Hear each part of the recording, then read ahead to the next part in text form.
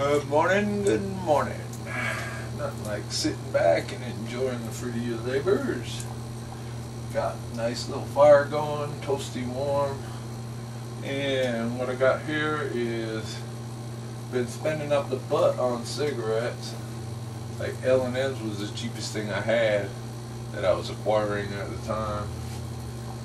That's why I still got this pack, but they taste like crap. So what I've been doing is I went online and started buying this roll your own tobacco just to give it a try, see what it was like. And you know, this particular menthol, I'm a menthol smoker. This stuff here, to me, it tastes real close to like Newport. So if you smoke a lot of menthols, you know, I smoke Newports. Then I went to Cool for a while. Then I went to Marlboro Menthol, and those three were all pretty good. Everything else is like a downhill climb from there.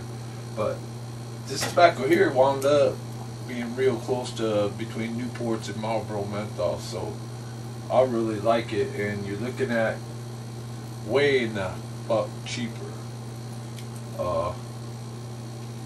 Here's what you got. You know, and I got this little machine. And you just throw a little bit in there, pack it to the edge there, a little bit over here. You know, it's really fairly easy. Tap it down in this little pocket right here. We have one of these pre-made cigarette paper things, and it's got a filter, menthol filter on it. Clamp that down. It automatically cuts this excess off, so don't pack it tight if you're packing it, you know. Turn the lever, it pumps this baby full. Now you really don't have to pack it down after that. It's a fully ready cigarette, but I've always been one to pack mine because I like them good and snug, you know. But right like that, and this sucker's ready for smoking.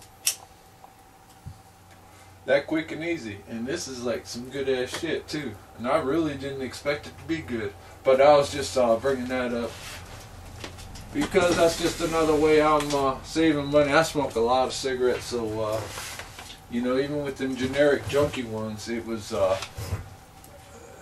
2 cartons a week probably easy for me. So that was pumping me 70, 80 bucks a week. You know, that's a lot of damn money. That's a whole lot more than my heating bill. I could afford to run electric, you know, rather than the cigarette problem.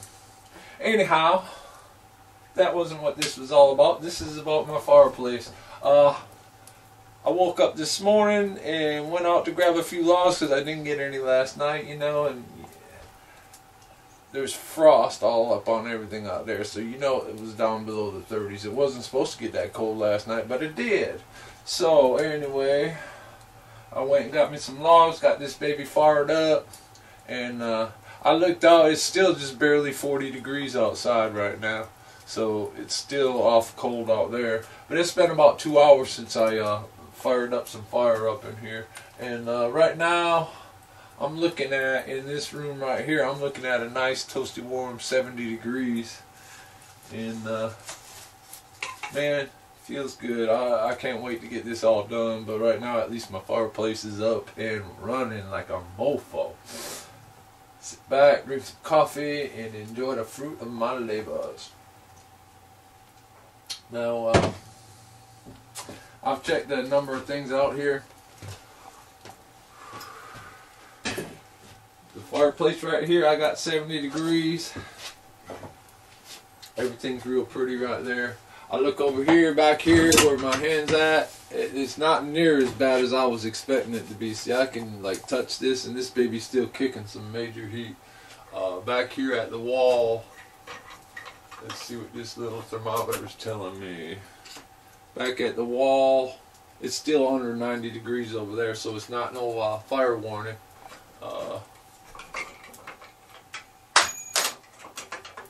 My thimble over here, I don't even know if you can see that. My thimble over here, I can put my hand on it actually. The thing I made to hold the pipe. So I am totally happy about the fact that it's not going to burn the wall. Now, one thing I did have a situation with is down underneath here. I couldn't get no fire brick for this. Nobody around got some damn fire brick. So what I wound up doing, down underneath, I got that metal plate to keep it you know, to keep the floor from burning. But that metal plate was like toasty hot, like an iron. So instead of getting fire brick and putting it in there, I wound up getting these. These are like 50 cents each.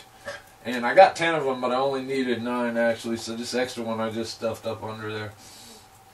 I got them lined above this metal heat sink plate. So that keeps it from baking the floor. That was my only situation I run into as far as that goes. Now, boy, this baby sure is nice to sit back here and nice and warm. Now, I've only got 2 logs in here right now. What I need to get is a little rack to raise them up. Then I can put extra logs and put some heat up underneath them. Get a much more appropriate fire burning. And that'll keep me, when I got the door open, from having excess smoke coming out of here, because I can't leave the door open too long right now because of the excess smoke. Now, I'm seeing a couple of bracket spots here. I'm thinking it probably used to have a glass door or something that went on here, or maybe some sort of grate, I don't know. But man, it sure feels good. Telling you.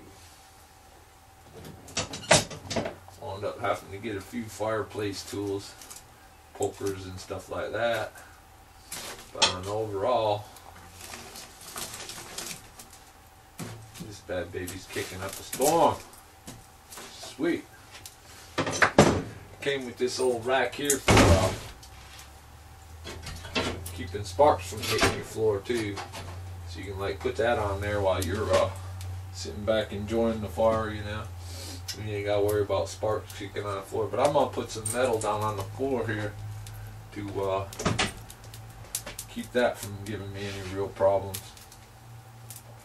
When I got the doors closed, it basically no smoke comes out at all, so it doesn't smoke up the house at all. Right now with the door open, I get a little bit of smoke depending on how much flame I got burning.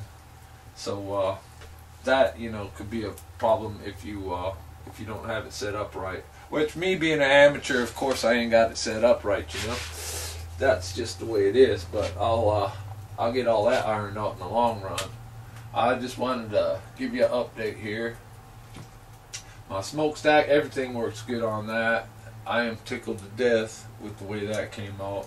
Around the edges here, it doesn't get super hot. You know, I was worried that I might have a problem with it overheating stuff to the side here.